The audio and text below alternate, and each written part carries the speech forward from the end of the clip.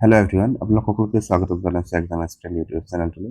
বন্ধুসকল, আজিৰ ভিডিঅ'টোত আমি আলোচনা কৰিবলৈ লৈছোঁ আগন্তুক যি আমাৰ চিটেট হ'বলৈ গৈ আছে তাৰ কাৰণে অসমীয়া ভাষাৰ সহায় হোৱাকৈ কিছুমান গুৰুত্বপূৰ্ণ প্ৰশ্ন উত্তৰ। আৰু এই প্ৰশ্ন উত্তৰবোৰ চাব আপোনালোকে এনেকুৱা কুৱেশ্যনে বাৰে বাৰে কি হয় পৰীক্ষাত আহি থকা দেখা গৈছে। আপোনালোকে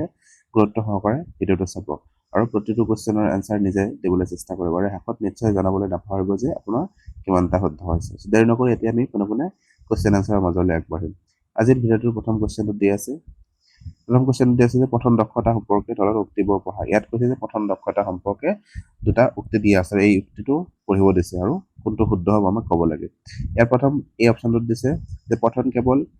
ডিকোড কৰাৰ যোগ্যতাহে। ইয়াত কৈছে যে পঠন কেৱল ডিকোড কৰাৰ যোগ্যতাহে বুলি আমাক কৈছে। ডিকোড মানে কি আপোনালোকে নিশ্চয় জানে, আগৰ ভিডিঅ'বোৰত মই কৈয়ে দিছোঁ অলৰেডি। ডিকোড মানে হৈছে যেতিয়া মই কিবা এটা বস্তু পঢ়িছোঁ বা কিবা এটা শব্দ মই শুনিছোঁ বা পঢ়িছোঁ, এই শব্দটোৰ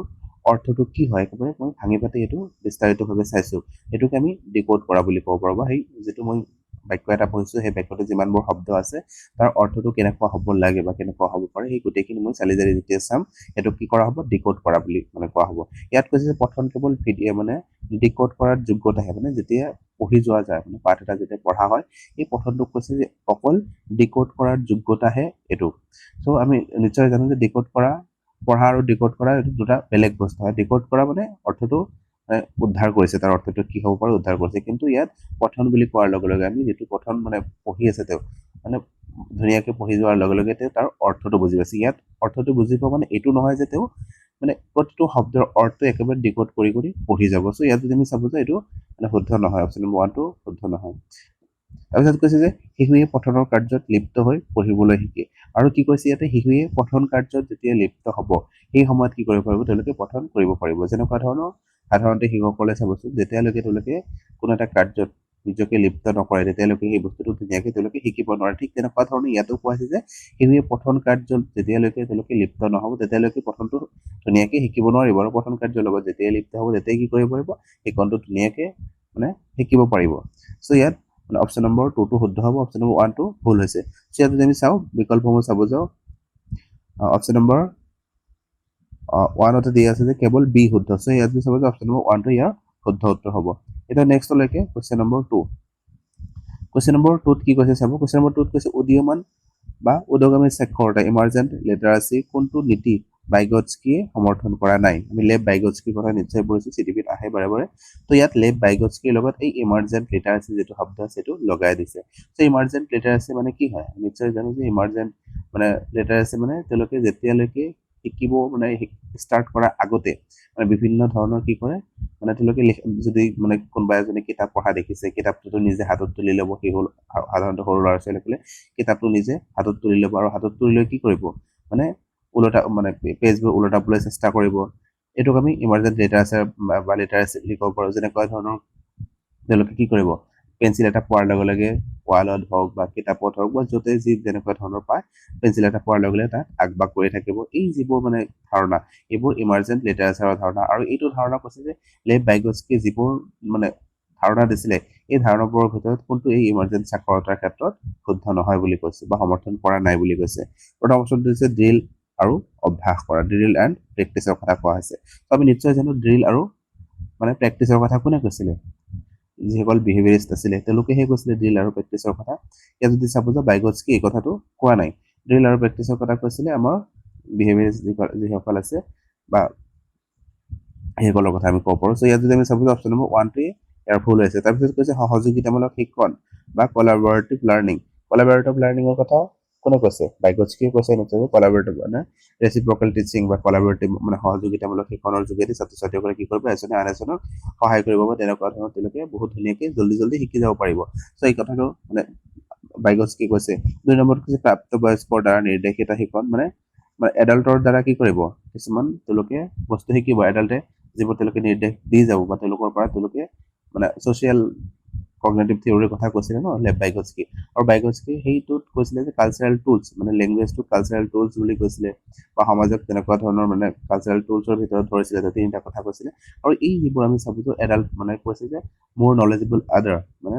যিজন শিশু আছে তেওঁতকৈ যিজনে বেছি জানে তেওঁৰ পৰা কি কৰিব পাৰিব শিকিব পাৰিব বা তেওঁক স্কেপ হোল্ডিং দিব, অলপ সহায় কৰি দিব, সহায় কৰি দিয়াৰ লগে লগে সেই কি কৰিব পাৰিব, বস্তুটো ধুনীয়াকৈ শিকিব পাৰিব। এইটো আমাৰ ডাঙৰ ক্ষেত্ৰতো হয়, যেনেকুৱা ধৰক আপোনালোকে চিটেটৰ কাৰণে প্ৰিপেৰেশ্যন চলাই আছে, আপোনালোকে যদি মানে এইখিনিলৈকে আপোনালোকে অলৰেডি জানে, আৰু এই যিখিনি এইটো ছেকেণ্ড ষ্টেজটো দি আছে এইখিনিলৈকে আপোনালোকে মানে যদি কোনোবাই আপোনাক অলপ সহায় কৰি দিয়ে আপুনি এইখিনি পৰ্যায়লৈকে পৌঁছি যাব পাৰে বা এইখিনি স্তৰলৈ গৈ চিটেটটো ক্লিয়াৰ কৰি যাব পাৰিব। চ' এই যিটো আপোনাৰ যিখিনি আপুনি জানিছে বা আপুনি যিখিনি তাৰপিছত জনাৰ কি আছে আপোনাৰ সামৰ্থ্য আছে, এইটোক কোৱা হয় মানে ZPD বুলি কোৱা হয়, জ'ন অফ প্ৰক্সিমেল ডেভেলপমেণ্ট। আৰু এই যে আপোনাক কোনোবাই সহায় কৰি দিলে এইটোকে কি কৰা হয়, স্কেপ হোল্ডিং বুলি কোৱা হয়, বা মোৰ নলেজেবল আদাৰ যিজন আছে আপোনাতকৈ যেনেকুৱা ধৰণৰ মই কি কৰি আছোঁ আপোনালোকক অলপ হ'লেও কিবা এটা সহায় কৰিবৰ কাৰণে চেষ্টা কৰি আছোঁ। চ' এইটো কি হৈছে, মোৰ নলেজেবল আদাৰ। আৰু এই কথাটোৱে কৈছে ইয়াতে যে প্ৰাপ্তবয়স্কৰ দ্বাৰা নিৰ্দেশিত সেইখন, এইটো লেভ বাইগস্কিয়ে কৈছে। আৰু 4 নম্বৰত কৈছে শিশুৰ দ্বাৰা নিৰ্দেশিত অন্বেষণ, আৰু শিশুৱে কি কৰিব মানে চাইল্ড ডাইৰেক্ট মানে এক্সপ্লৰেশ্যনৰ কথা কৈছে ইয়াতে। তেওঁ যে লেভ বাইগস্কিৰ কথা আমি অলৰেডি পঢ়িছোঁ যে তেওঁ মানে ভাষাৰ ক্ষেত্ৰত তিনিটা স্পেচৰ কথা কৈছিলে ন, আৰু তেওঁ এই স্পেচৰ ভিতৰত এইটো এটা পৰে যে মানে চাইল্ড ডাইৰেক্ট, তেওঁলোকে নিজে নিজে কি কৰিব, যেতিয়া মানে 3 বছৰৰ পিছত 3 বছৰ বা কিমান আছিলে সময়টো পাহৰিলোঁ মই, হয় 3 বছৰ আছিলে, 3 বছৰৰ সময়ত কি কৰিব তেওঁলোকে নিজে নিজে কথা পাতি থাকিব, নিজকে ডাইৰেক্ট কৰি থাকিব, তেওঁলোকে নিজে কিবা এটা কথা পাতি বন্ধুসুলভভাৱে কি কৰিব, নিজেই নিজৰ লগত কথা পাতি এই কামটোক তেওঁ কি কৰিব, পৰিচালনা কৰিব বা কৰি থাকিব। চ' এই যিটো কথা কৈছে এইটো মানে লেভ বাইগস্কিয়ে কৈছে। চ' আমি যদি চাপোজত ড্ৰিল এণ্ড প্ৰেক্টিচৰ কথা কোৱা নাই, চ' আমাক কোনটো নহয় বুলি সুধিছিলে, চ' এইটোৱেই ইয়াৰ শুদ্ধ উত্তৰ হ'ব। এতিয়া নেক্সটলৈকে কুৱেশ্যন নম্বৰ 3।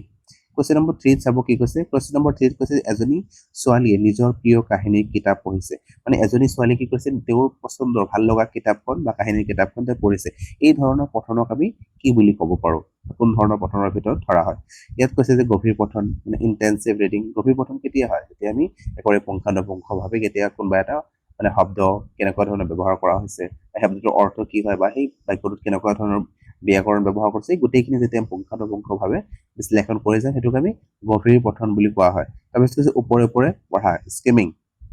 অকল আমি ওপৰে ওপৰে পঢ়ি গ'লে কি হ'ব, যেতিয়া ওপৰে ওপৰে পঢ়ি যাম, পঢ়ি গ'লে কি হ'ব মানে কিবা এটা সাৰমৰ্ম, সেই বস্তু মানে কাহিনীটোত কেনেকুৱা ধৰণৰ সাৰমৰ্ম বুজাব বিচাৰিছে সেইটো বিচাৰি কি কৰিম, ওপৰে ওপৰে সামগ্ৰিকভাৱে বস্তুটো পঢ়ি যাম। চ' এইটোক আমি স্কিমিং বুলি ক'ব পাৰোঁ। আৰু স্কেনিং বুলি কোৱাৰ লগে লগে কি হ'ব, ইয়াত পুংখানুপুংখ পঠন, স্কেনিঙৰ কথা কৈছে। মানে স্কেনিং বুলি ইয়াত পুংখানুপুংখ পঠন হ'ব লাগিছে, ওপৰে ওপৰে পঢ়া হ'ব লাগিছিলে, এইটো একচুৱেলি ওপৰে ওপৰে পঢ়ি যোৱা। আৰু কেতিয়া ওপৰে ওপৰে পঢ়িব, মানে কিবা এটা পাঠৰ পৰা কিবা এটা শব্দ বিচাৰি উলিয়াব দিছে, এই শব্দটো আমি কি কৰিম, স্কেনিং কৰি যাম, স্কেনিং কৰি শব্দটো ক'ত আছে সেইটো বিচাৰি উলিয়াম। চ' ইয়াকে আমি স্কেনিং বুলি ক'ব পাৰোঁ। আৰু ইয়াত কৈছে যে আমি আনন্দ লাভৰ কাৰণে পঢ়িছোঁ ন, প্ৰিয় কাহিনী কিতাপখন পঢ়িবলৈ কৈছে, চ' এইটো বিস্তৃত পঠনৰ ভিতৰত পৰিব। আনন্দ লাভৰ কাৰণে যেতিয়া আমি পাঠ পঢ়োঁ এইটো বিস্তৃত পঠনৰ অন্তৰ্গত হৈছে। অপশ্যন নম্বৰ 4টো ইয়াৰ শুদ্ধ উত্তৰ হ'ব। এতিয়া নেক্সটলৈকে কুৱেশ্যন নম্বৰ 4। কুৱেশ্যন নম্বৰ 4ত কি কৈছে চাব, যে এজন শিক্ষকে কিছুমান ক্ৰিয়া বা একশ্যন কৰে আৰু শিক্ষাৰ্থীসকলক নিৰ্দেশ অনুসৰি সেইবোৰ পালন কৰিব লাগে। এই পদ্ধতিটোক কি বুলি কোৱা হয়, মানে কি কৈছে, এজন শিক্ষকে কিছুমান কাৰ্য কৰি গৈছে আৰু সেইটো চাই চাই কি কৰিব, শিশুসকলেও ছাত্ৰ ছাত্ৰীসকলেও কি কৰিব, সেইবোৰ পালন কৰি যাব লাগিব। আৰু এই যেতিয়া পদ্ধতিটো ব্যৱহাৰ কৰিলে এই পদ্ধতিটোক আমি কি বুলি ক'ব পাৰোঁ। অপশ্যন নম্বৰ 1 আছে নাটক বা ড্ৰামা। ড্ৰামাৰ ইয়াত হোৱাই নাই, তেওঁ একশ্যন কৰিছে ঠিকেই, কিন্তু ইয়াত ড্ৰামাৰ একশ্যন কৰা নাই ইয়াতে। তাৰপিছত কৈছে অনুকৰণ। ইয়াত কি কৰিছে, ছাত্ৰ ছাত্ৰীসকলে যদিও এই শিক্ষকে চাই চাই শিক্ষকে কি কৰিবলৈ নিৰ্দেশ দিছিল সেইমতে কৰি গৈছে, কিন্তু ইয়াত ইমিটেশ্যনৰ কথা অহা নাই। তাৰপিছত কৈছে যে সামগ্ৰিক শাৰীৰিক প্ৰতিক্ৰিয়া, টোটেল ফিজিকেল ৰেছপন্স, TPR। এই TPR কথা ইয়াত আহিছে। জেমছ আছৰে যিটো মানে ধাৰণা দিছিলে যে টোটেল ফিজিকেল ৰেছপন্স, এই কি কৰিব মানে শিক্ষকজনে কিছুমান একশ্যন কৰি দেখাইছে আৰু ছাত্ৰ ছাত্ৰীসকলক কি কৰিছে, সেইটো একশ্যন তেওঁলোককো কৰিব দিছে। এইটো মানে শাৰীৰিকভাৱে কি কৰিছে, মানে শিক্ষাৰ ক্ষেত্ৰত শৰীৰকো জড়িত কৰিছে। আৰু তেনেকুৱা ধৰণৰ কৰাৰ লগে লগে কি হয়, তেওঁলোকৰ যি শিকি আছে সেইটো বহুত মানে আগ্ৰহ তেওঁলোকৰ জন্মিব আৰু সেইটো বহু দিনলৈকে তেওঁলোকে মনত ৰাখিব পাৰিব। চ' এইটোক আমি সামগ্ৰিক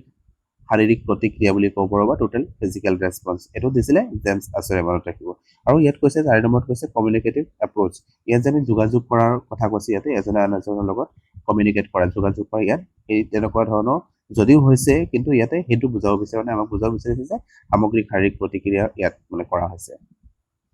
এতিয়া নেক্সট কুৱেশ্যনলৈ, কুৱেশ্যন নম্বৰ 5 চাব। এতিয়া কুৱেশ্যন নম্বৰ 5ত কি কৈছে, যে এজন শিক্ষকে বিশ্বাস কৰে যে মুক্ত লিখন বা ফ্ৰী ৰাইটিঙৰ দ্বাৰা তেওঁৰ ছাত্ৰ ছাত্ৰীসকলক নিজৰ ভাষিক দক্ষতা শক্তিশালী কৰাত সহায় কৰিব। ইয়াত কৈছে যে যেতিয়া কোনোবা এজন শিক্ষকে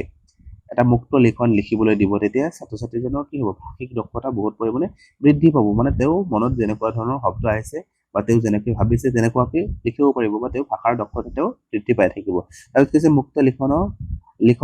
লিখনৰ কি ৰূপে হিচাপ বা কি ৰূপ হিচাপে জানিব পাৰি ইয়াত কৈছে যে এই যে মুক্ত লিখন লিখিব দিয়া হ'ল এই লিখনিৰ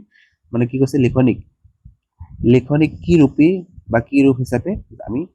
ক'ব পাৰিম ইয়াত অপশ্যন নম্বৰ 1 কৈছে যি লিখন কেৱল মুক্ত অংকনৰ ওপৰত নিৰ্ভৰ কৰে মানে ইয়াত যি লিখন কেৱল মুক্ত অংকনৰ ওপৰত নিৰ্ভৰ কৰিবলৈ কৈছে অংকন কৰিবলৈ কোৱাই হোৱা নাই তাৰপিছত কৈছে যে যি লিখন এই কথাৰ ওপৰত আধাৰিত যে মনলৈ যি আহে তাকেই কোনো নিয়মৰ প্ৰতি গুৰুত্ব নিদিয়াকৈ টুকি লোৱা হয় ইয়াত সেইটোৱে ক'ব বিচাৰিছে যে তেওঁৰ মনলৈ যেনেকুৱা ধৰণৰ ভাৱধাৰা আহিছে বা যি চিন্তাধাৰা তেওঁ কৰিছে বা তেনেকুৱা ধৰণৰ শব্দ তেওঁৰ মনলৈ আহিছে ঠিক তেনেকুৱাকৈ কি কৰিব পাৰিব তাত কোনো নিয়মৰ ইয়াত বাধ্যবাধকতা নাই সেইমতে নিজৰ মনত যেনেকুৱা ধৰণৰ আহিছে ঠিক তেনেকুৱাকৈ টুকি ৰাখিব পাৰিব চ' ইয়াত এইটোৱে ফ্ৰী ৰাইটিঙৰ এটা কি হয় উদ্দেশ্য আৰু তেনেকুৱাকৈ লিখিবলৈ দিলে কি হয় ছাত্ৰ ছাত্ৰীসকলে মানে তেওঁলোকৰ জীৱনত যেনেকুৱা ধৰণৰ কাৰ্য কৰিছে সেইবোৰ তেওঁলোকৰ মনলৈ আহিব আৰু অহাৰ লগে লগে কৰিব সেই ভাষাৰ জৰিয়তে তেওঁলোকে এইবোৰ প্ৰকাশ কৰিবলৈ চেষ্টা কৰিব আৰু তেতিয়া কি হয় তেওঁলোকৰ ভাষা দক্ষতা বৃদ্ধি হৈ গৈ থাকিব চ' অপশ্যন নম্বৰ 2টো আমি যদি চাব যাওঁ ইয়াৰ শুদ্ধ উত্তৰ হ'ব তাৰপিছত 3 নম্বৰত কি কৈছে চাব যি লিখন কোনো মুক্ত উৎসৰ বাবে পৰিকল্পিত কৰি এইবোৰ নহয় অপশ্যন নম্বৰ 2টো ইয়াৰ শুদ্ধ হ'ব এতিয়া নেক্সটলৈকে আহক কুৱেশ্যন নম্বৰ 6 কুৱেশ্যন নম্বৰ 6ত কি কৈছে চাব তৃতীয় শ্ৰেণীৰ এগৰাকী শিক্ষয়িত্ৰীয়ে সকলো শিক্ষাৰ্থীৰ প্ৰদৰ্শনৰ সকলো ৰেকৰ্ড ৰাখিছে আৰু সেইবোৰ তেওঁলোকৰ সামগ্ৰিক প্ৰদৰ্শনৰ সাফল্যতা অন্তৰ্ভুক্ত কৰিব মূল্যায়নৰ এই ধৰণৰ ৰেকৰ্ডক কি বুলি কোৱা হয় ইয়াত কি কৈছে যে তৃতীয় শ্ৰেণীৰ এগৰাকী শিক্ষয়িত্ৰী আৰু তেওঁ কি কৰিছে কিছুমান মানে শিক্ষাৰ্থীসকলৰ ৰেকৰ্ড ৰাখিছে মানে যিসকল শিক্ষাৰ্থী সেই স্কুলত আছে বা সেই ক্লাছটোত আছে ক্লাছটোত আছে এইখিনি কি কৈছে গোটেইখিনিৰে ৰেকৰ্ড ৰাখিছে আৰু ৰেকৰ্ড কিয় ৰাখিছে যে তেওঁলোকৰ সামগ্ৰিক প্ৰদৰ্শনৰ সাফল্যতা অন্তৰ্ভুক্ত কৰিব মানে তেওঁলোকে বছৰটোত বা সেই যি মূল্যায়নখিনি যিটো সময়ত কৰিব তেওঁলোকে সেই সময়খিনিত কেনেকুৱা ধৰণৰ পাৰফৰ্মেঞ্চ দেখুৱাইছে অকল শিক্ষাৰ ক্ষেত্ৰত নহয় বাকী যিমান যি ক্ষেত্ৰ আছে সেই গোটেইখিনি ক্ষেত্ৰত তেওঁলোকে কেনেকুৱা ধৰণৰ সাফল্য অৰ্জন কৰিব পাৰিছে গোটেইখিনি কি কৰিছে এটা ফল্ডাৰ হিচাপে ৰাখিছে বা ৰেকৰ্ড হিচাপে কি কৰিছে ৰাখি থৈছে আৰু এই যি ৰেকৰ্ড ৰাখি থোৱা আছে এই ৰেকৰ্ডটোক আমি কি বুলি ক'ব পাৰোঁ ইয়াত কৈছে সমষ্টিগত মূল্যায়ন সামেটিভ এছেছমেণ্ট বুলি ক'ব পাৰোঁ ইয়াত সামেটিভ এছেছমেণ্টৰ কথা আহে নাই সামেটিভ এছেছমেণ্ট বা সমষ্টিগত মূল্যায়ন কি হয় যেতিয়া আমি গোটেই বছৰটো বা 6 মাহৰ পঢ়াইছোঁ পঢ়োৱাৰ পিছত যেতিয়া এটা পৰীক্ষা লোৱা হয় 6 মাহিলী পিছত হওক 6 মাহিলী এক্সাম হওক বা বছৰেকীয়া পৰীক্ষা হওক তেনেকুৱা পৰীক্ষা লোৱাৰ সহায়ত কি হয় এই সামেটিভ এছেছমেণ্ট কৰা হয় চ' ইয়াত সামেটিভ এছেছমেণ্ট হোৱা নাই তাৰপিছত কৈছে গঠনাত্মক মূল্যায়ন ফৰ্মেটিভ এছেছমেণ্ট কি হয় যেতিয়া আমি কি কৰোঁ শ্ৰেণী কোঠা এটাতে কিবা এটা পঢ়াই আছোঁ পঢ়ি থকাৰ পিছতে মাজতে কি কৰিছোঁ এইটো ছাত্ৰ ছাত্ৰীসকলে কিমান দূৰ বুজিছে বা বুজি পাইছে নে নাই তাৰ কাৰণে জানিবৰ কাৰণে কি কৰা মাজে মাজে দুই এটা কুৱেশ্যনো সোধা হয় আৰু সেই কুৱেশ্যনটো সোধাৰ পিছত ছাত্ৰ ছাত্ৰীসকলে কিমান শিকিছে সেইখিনি বুজি পোৱা যায় আৰু যদি কিবা এটা খোকোজা ৰৈ গৈছে ছাত্ৰ ছাত্ৰীসকলৰ সেইটো লগে লগে কি কৰা হয় শুধৰাই দিয়া হয় চ' এইটোক আমি গঠনাত্মক মূল্যায়ন কৰা হয় মানে যেতিয়া টিচিং চলি থাকে সেই সময়তে এইটো কৰা হয় তাৰপিছত কৈছে প্ৰদৰ্শন ইয়াত প্ৰদৰ্শনৰ কথা অহা নাই ইয়াত আমি যদি চাব যাওঁ পৰ্টফলিঅ'হে ইয়াত মানে শুদ্ধ উত্তৰ হ'ব মানে পৰ্টফলিঅ'ত কি হয় ছাত্ৰ ছাত্ৰীসকলৰ ৰেকৰ্ড ৰাখি থোৱা হয় তেওঁলোকে কেনেকুৱা ধৰণৰ পাৰফৰ্মেঞ্চ দেখুৱাইছে গোটেই মানে যিখিনি সময়ৰ কাৰণে তেওঁলোকক মানে তেনেকুৱা ধৰণে মানে মূল্যায়ন কৰা হ'ব 1 বছৰ হ'ব পাৰে বা 6 মাহ হ'ব পাৰে চ' তেনেকুৱা ধৰণৰ ফল্ডাৰ বনাই ৰাখিলে বা ৰিপৰ্ট ৰাখিলে এইটোক আমি পৰ্টফলিঅ' বুলি ক'ব পাৰোঁ এতিয়া নেক্সট কুৱেশ্যনটোলৈ কুৱেশ্যন নম্বৰ 7 কুৱেশ্যন নম্বৰ 7ত কি কৈ চাব যে এজনী ছোৱালীয়ে এটা অপঠিত অনুচ্ছেদ পঢ়ে আৰু শেষত দিয়া প্ৰশ্নবোৰৰ উত্তৰ দিব লাগে এই ধৰণৰ পঠনক কি বুলি কোৱা হয় ইয়াত কৈছে যে মানে এজনী ছোৱালী যেনেকুৱা ধৰণৰ আপোনালোকৰ কি আহে মানে যেতিয়া আপোনালোকে চিটেট দিবলৈ যাব নিশ্চয় জানে 15 নম্বৰ কি আহে অপঠিত পদ্য বা গদ্যৰ পৰা আহে আৰু এইবোৰ আপোনালোকে পঢ়ি কি কৰিব লাগিব তাৰ পৰা এনসাৰ মানে কুৱেশ্যন দিয়াই থাকিব আৰু সেই কুৱেশ্যনৰ এনসাৰ আপোনালোকে সেইটো পঢ়ি উলিয়াব লাগিব চ' এইটো কেনেকুৱা ধৰণৰ আপোনালোকে পঢ়িলে আপুনি নিজে অলপ ভাবক কেনেকুৱাকৈ পঢ়িলে আপুনি তাৰ উত্তৰটো জল্দি দিব পাৰিব চ' ইয়াত যদি চাব যাওঁ কৈছে ওপৰে পঢ়া মানে ওপৰে পঢ়ি গৈছোঁ মানে সামগ্ৰিকভাৱে হাৰটো জনাৰ কাৰণে পঢ়ি গৈছোঁ সেইটো হ'ব তাৰপিছত কৈছে পুংখানুপুংখ পঠন তাৰপিছত কৈছে বিস্তৃত পঠন আৰু বিশিষ্ট পঠন ইয়াত যদি আমি চাব যাওঁ ইয়াত অলপ কি হৈছে মানে সৰি মানে ইয়াত যদি আমি চাব যে এই পুংখানুপুংখ পঠন যিটো দিছে যে ইয়াক আমি আগৰ কিহতো পাইছোঁ এটা কুৱেশ্যনতো পাইছোঁ পুংখানুপুংখ পঠন বুলি দি আছিলে এইটোক আমি স্কেনিং বুলি ক'ব পাৰোঁ মানে পুংখানুপুংখ পঠন নহয় একচুৱেলি এইটো স্কেনিং কৰা বা ওপৰে পঢ়া চ' ইয়াতে মিষ্টেক হৈছে অলপে চাব আপোনালোকে চ' যেতিয়া কিবা এটা কুৱেশ্যন আহিছে কুৱেশ্যনটো পঢ়াৰ লগে লগে তাত কেনেকুৱা ধৰণৰ কিৱৰ্ড ব্যৱহাৰ কৰা হৈছে চ' আপোনালোকে এইটো নিজে ইউজ কৰিব যে কি কৰিছে কিবা এটা কুৱেশ্যন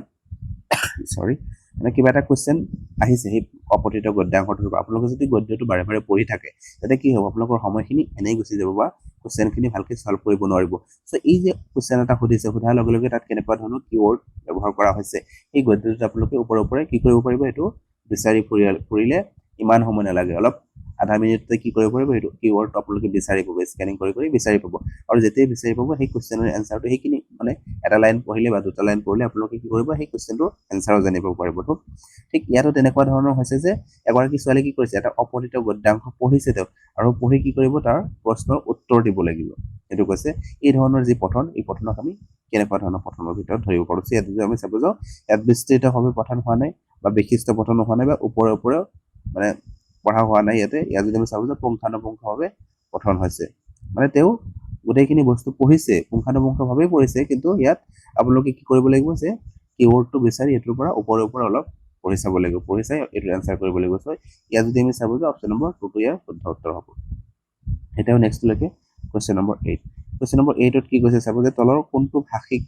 বিকাৰ ডিসলেক্সিয়া বা পঠন বৈকল্যৰ লক্ষণ ইয়াত বিভিন্ন ধৰণৰ মানে লাৰ্নিং ডিসেবিলিটিজ আছে মানে এইবোৰ চিটেটত বাৰে আহি থাকে সো ইয়াত কৈছে আমাৰ মানে পঠন বৈকল্য বা ৰিডিং ডিসঅৰ্ডাৰৰ কথা কৈছে বা লাৰ্নিং ডিসঅৰ্ডাৰ বুলি ক'ব পাৰোঁ আমি এইটো কথা কৈছে এইটো কোনটো এইটোৰ লক্ষণ হ'ব বা পঠন বৈকল্যৰ লক্ষণ হ'ব ইয়াত কৈছে ছাত্ৰ ছাত্ৰীসকলক মৌখিক দক্ষতাৰ ক্ষেত্ৰত ভাল কিন্তু লিখন দক্ষতাৰ ক্ষেত্ৰত দুৰ্বল ইয়াত যদি আমি চাব যাওঁ এইটো মানে কিহৰ নহয় ডিসলেক্সিয়াৰ নহয় এইটো ডিসগ্ৰাফিয়াৰহে লক্ষণ হ'ব ইয়াত কৈছে পঢ়াত উভতাকৰণ এইটো যদি চাব যাওঁ এইটো শুদ্ধ হ'ব পঢ়াত উভতাকৰণ কি হয় যে যেতিয়া তেওঁলোকক পঢ়িবলৈ দিয়া হয় তেওঁলোকে আখৰবোৰ ধুনীয়াকৈ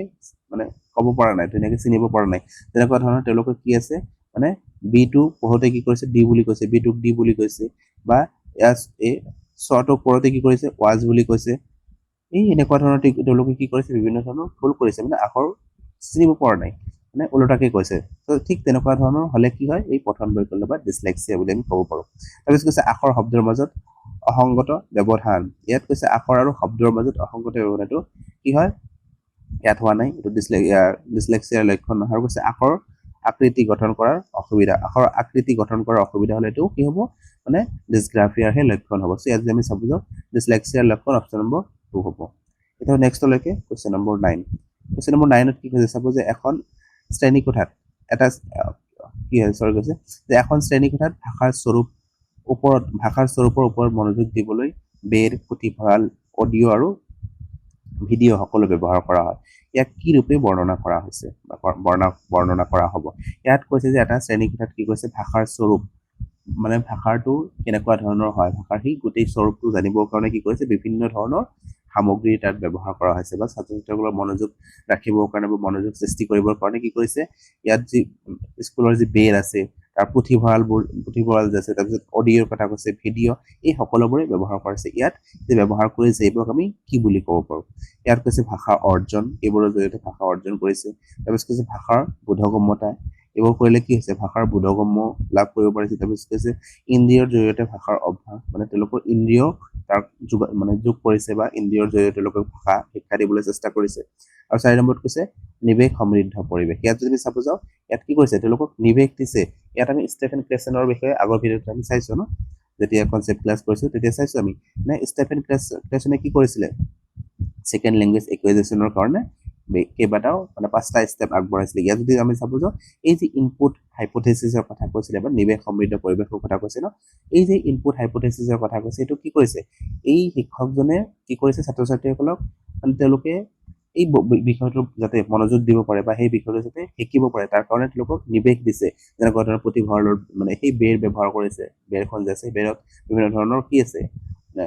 পোষ্টাৰ বা তেনেকুৱা ধৰণৰ বেনাৰ আৰি দি আছে সেইবোৰ চাব আৰু পুথিভঁৰালৰ বিভিন্ন ধৰণৰ তেওঁলোকে সহায় ল'ব বা শিক্ষকজন তেনেকুৱা ধৰণৰ কি কৰিছে সহায় কৰিছে কিছুমান অডিঅ' বা কিছুমান ভিডিঅ' ব্যৱহাৰ কৰি তাক কি কৰিছে এই ভাষাটো শিকাৰ ক্ষেত্ৰত বহুত পৰিমাণে শিক্ষকজনে সহায় কৰিছে চ' এইটো কি কৰিছে মানে ইনপুট হাইপোথেসিস তেওঁক দিছে বা নিৱেশ সমৃদ্ধ পৰিৱেশ দিছে আৰু এইটো চাব আপোনালোকে ষ্টেফেন ক্লেছন নামৰ যিজন ভাষা বিজ্ঞানী আছিলে তেওঁ আগবঢ়াইছিলে এতিয়া নেক্সট কুৱেশ্যনটোলৈ কুৱেশ্যন নম্বৰ 10 কুৱেশ্যন নম্বৰ 10ত কি কৈছে চাব কুৱেশ্যন নম্বৰ 10ত কৈছে যে কোনটো দৃষ্টিভংগী সাৱধানতাৰে নিৰ্বাচিত আৰু স্তৰ ভিত্তিক সমল বা মেটেৰিয়েল ব্যৱহাৰ কৰে ইয়াত কৈছে কোনটো দৃষ্টিভংগী সাৱধানেৰে নিৰ্বাচিত আৰু স্তৰ ভিত্তিক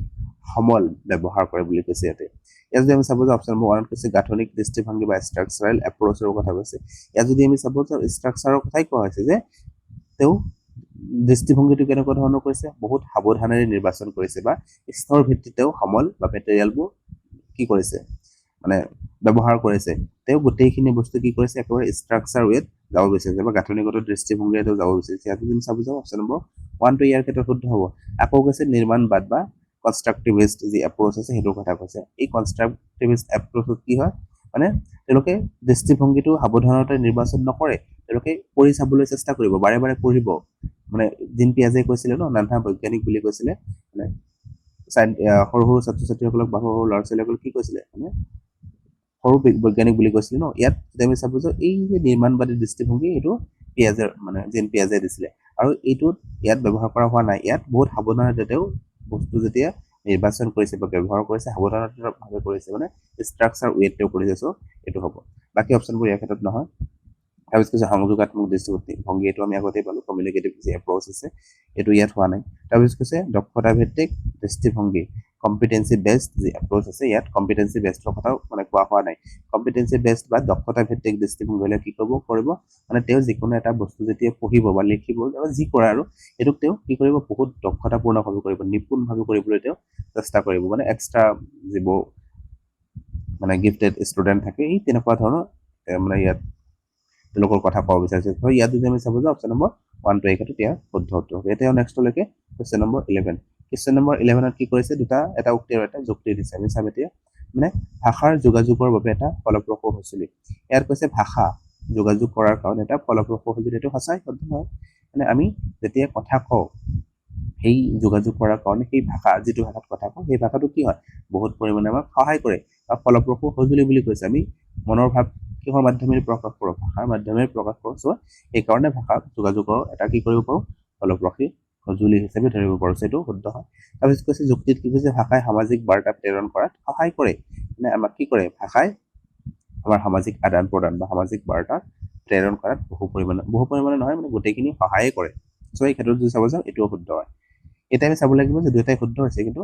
এই যিটো উক্তি দি আছে এই উক্তিটো সমৰ্থন কৰিছে নে নাই চ' চাব আপোনালোকে মনত কৰিব যে ভাষা যোগাযোগৰ বাবে এটা ফলপ্ৰসূ সঁজুলি সৰি বাৰে অলপ মানে কাহ উঠি আছে চাব কি কৈছে যে ভাষা যোগাযোগৰ বাবে এটা ফলপ্ৰসূ সঁজুলি হয় কাৰণ ভাষাই সামাজিক বাৰ্তা প্ৰেৰণ কৰাত সহায় কৰে চ' এইটো যি যুক্তিটো আছে এই যুক্তিটোক সমৰ্থন কৰিছে চ' ইয়াত যদি আমি চাব যাওঁ ই আৰু আৰ উভয়ে শুদ্ধ আৰু আৰ হৈছে এৰ শুদ্ধ ব্যাখ্যা ইয়াত কেনেকুৱা ধৰণৰ কোনটো অপশ্যনত আছে অপশ্যন নম্বৰ 2 যে এ আৰু আৰ শুদ্ধ আৰে এক ব্যাখ্যা কৰিছে চ' অপশ্যন নম্বৰ 2 টো ইয়াৰ শুদ্ধ উত্তৰ হ'ব এতিয়া নেক্সটলৈকে কুৱেশ্যন নম্বৰ 12 কুৱেশ্যন নম্বৰ 12ত কি কৈছে যে প্ৰক্ৰিয়া লিখন দৃষ্টিভংগী প্ৰচেছ ৰাইটিং এপ্ৰ'চ মানে ৰাইটিঙৰ বিভিন্ন ধৰণৰ এপ্ৰ'চ আছে যি প্ৰক্ৰিয়া আছে মানে কি কৰা হয় লিখনিৰ মাধ্যমেৰে প্ৰকাশ কৰা হয় বা শিকা হয় আৰু এই যে লিখনিৰ মাধ্যমেৰে প্ৰকাশ কৰা হ'ব বা শিকা হ'ব এই তাৰ বিভিন্ন ধৰণৰ ষ্টেপ আছে এই ষ্টেপবোৰৰ কথা ইয়াত ক'ব বিচাৰিছে যে মানে প্ৰক্ৰিয়া লিখন দৃষ্টিভংগী বা প্ৰচেছ ৰাইটিং এপ্ৰ'চৰ কথা কৈছে আকৌ তাৰ মাজত যি প্ৰাক লিখন আছে বা প্ৰি ৰাইটিং আছে এই প্ৰি ৰাইটিং কি বুলি আমাক কৈছে ইয়াত চাব প্ৰি ৰাইটিং কি হয় যে যেতিয়া আমি কোনো এটা লিখা ষ্টাৰ্ট কৰিম তাৰ আগতে কি হ'ব আমাৰ মগজুত বিভিন্ন ধৰণৰ চিন্তাধাৰা আহিব এইটো যিটো টপিক দিয়া হৈছে এই টপিকটোৰ বিষয়ে মই কেনেকুৱাকৈ লিখিম এইটো মোৰ মনত কি হ'ব এটা চিন্তাধাৰা আহিব বা মোৰ মনত কি হ'ব তুফানৰ নিচিনা সৃষ্টি হ'ব আৰু তাৰপিছতে যেতিয়া মনত আহিব বস্তুবোৰ তাৰপিছতে লিখিব পাৰিম ইয়াত আগততো মই কেতিয়াও লিখিব নোৱাৰিম মোৰ মনত যদি নাহেই কোনো বস্তু মই কেনেকৈ লিখিম চ' এই প্ৰি ৰাইটিং মানে সেইটোৱে বুজাব বিচাৰিছে ইয়াত চাব অপশ্যনবোৰত কি কৈছে যে প্ৰাৰম্ভিক ধাৰণাসমূহ চিনাক্ত কৰা মানে প্ৰাৰম্ভিক যি ধাৰণা আছে সেই ধাৰণাসমূহ চিনাক্ত কৰিব দিছে তাৰপিছত কৈছে আনুষ্ঠানিকভাৱে ভাগ বতৰা কৰা ইয়াত আনুষ্ঠানিকভাৱে ভাগ বতৰা কৰাৰ কথা অহাই নাই তাৰপিছত বিষয়বস্তু পৰিৱৰ্তন কৰা আকৌ কৈছে বিষয়বস্তু পৰিৱৰ্তন ইয়াত কৰিব দিছে বিষয়বস্তু পৰিৱৰ্তনৰ কথা ইয়াত নাহে এনেও প্ৰি ৰাইটিং মানে তেওঁৰ মনত যি আহে এই বিষয়টোৰ প্ৰতি সেইটোৰ কথা ক'ব বিচাৰিছে ন ইয়াত চাব 4 নম্বৰ কৈছে বিষয় আৰু লিখনৰ ধাৰণা উৎপন্ন কৰা এইটো ইয়াৰ শুদ্ধ উত্তৰ হ'ব যে এই বিষয়টোৰ প্ৰতি তেওঁ যে লিখিব এই কেনেকুৱা ধৰণৰ লিখিব তাৰ মনত বিভিন্ন ধৰণৰ চিন্তাধাৰা আহিব বা ধাৰণা আহিব সেই ধাৰণাটো উৎপন্ন কৰা বা ব্ৰেইন ষ্টৰ্মিং কৰা বা মগজুত তুফান অহা এইটোকে আমি প্ৰি ৰাইটিং বুলি ক'ব পাৰোঁ অপশ্যন নম্বৰ 4 হ'ব ইয়াৰ শুদ্ধ উত্তৰ এতিয়া নেক্সটলৈকে কুৱেশ্যন নম্বৰ 13 কুৱেশ্যন নম্বৰ 13ত কি কৈছে চাব তলৰ কোনটো বুনিয়াদ পৰ্যায়ৰ ফাউণ্ডেশ্যনেল ষ্টেজৰ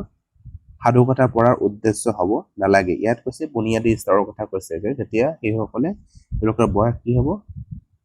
4 বা 5 বছৰ হ'ব সেই যি সময়খিনি ফাউণ্ডেশ্যনেল ষ্টেজৰ কথা কৈছে এই ষ্টেজখিনিত কি হৈছে সেইসকলক মানে সাধুকথা পঢ়াৰ যি চাৰিটা অপশ্যন আছে তাৰ কোনটো উদ্দেশ্য হ'ব নালাগে বুলি কৈছে অপশ্যন নম্বৰ 1ত কৈছে প্ৰথম দক্ষতা বৃদ্ধি হয় প্ৰথম দক্ষতা বৃদ্ধিৰ কাৰণে কি কৰা হয় ফাউণ্ডেশ্যনেল ষ্টেজ সেইটোৱে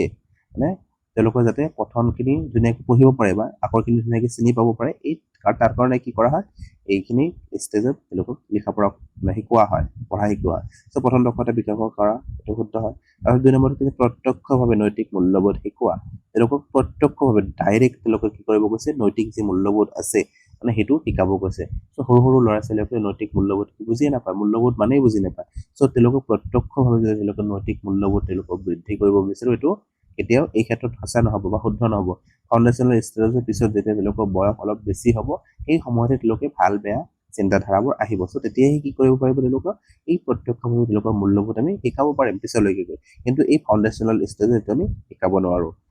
তাৰপিছত 3 নম্বৰ কৈছে পঠন সংস্কৃতি গঢ়ি তোলা আৰু তেওঁলোকৰ পঠনৰ সংস্কৃতি তেওঁলোকে যাতে পঢ়াৰ প্ৰতি তেওঁলোকৰ এটা হেবিট হয় বা পঢ়িব তেওঁলোকৰ মাজতে মন যায় সেই আগ্ৰহ যিটো সেইটো জন্মোৱাৰ কাৰণে কি কৰা হয়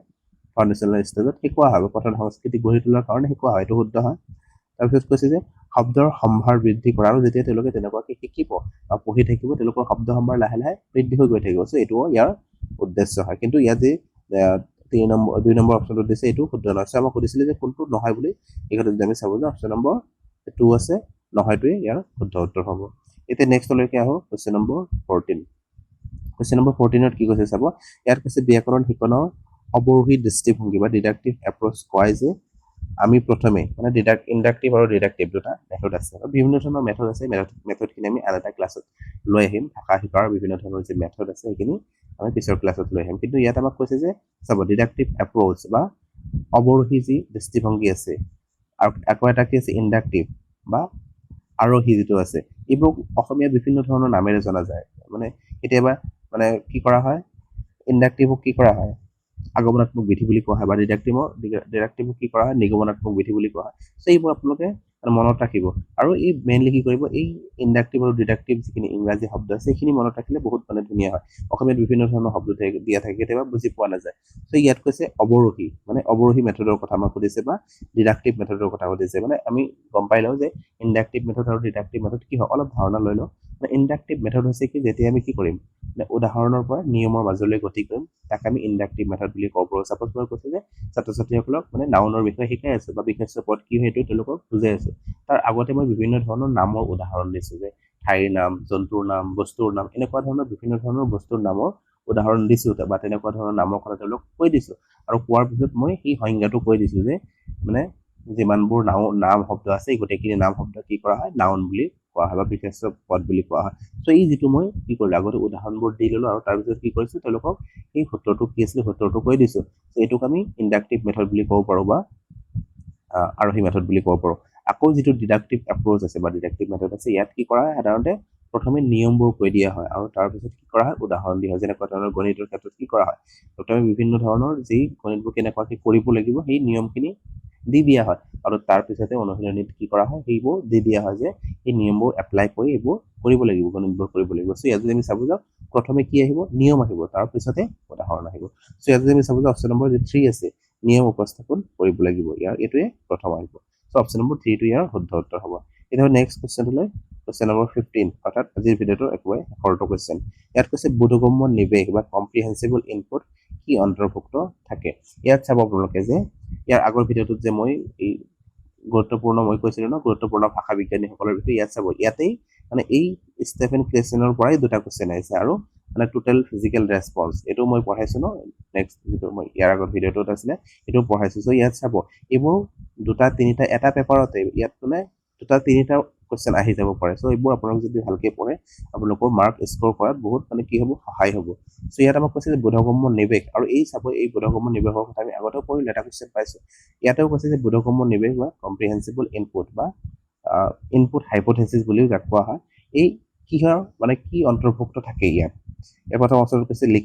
লিখিত উপস্থাপন, ইয়াত লিখিত উপস্থাপন নহয়। তাৰপিছত কৈছে গোট গঠন কৰা, ইয়াত গোট গঠনৰ কথাও নাহে। তাৰপিছত কৈছে উদ্দেশ্যৰ লিখিত প্ৰতিফলন, উদ্দেশ্যৰে লিখিত প্ৰতিফলন এইটোও নহয়। ইয়াত কৈছে বিভিন্ন ধৰণৰ কৌশল যেনে অংগী ভংগী ছবি আৰু বস্তু, ইয়াত কি কৰা হয় তেওঁলোকক মানে বস্তুটো বুজি পাবৰ কাৰণে কিছুমান নিৱেশ দিয়া হয় বা ইনপুট দিয়া হয়। সেই ইনপুটবোৰ বিভিন্ন ধৰণৰ হ'ব পাৰে, যেনেকুৱা ধৰণৰ অংগী ভংগীৰ জৰিয়তে হ'ব পাৰে বা ছবিৰ জৰিয়তে হ'ব পাৰে বা বস্তুৰ জৰিয়তে হ'ব, বিভিন্ন ধৰণৰ হ'ব পাৰে। এই যে মানে কেতিয়াবা অডিঅ' দিব পাৰি, কেতিয়াবা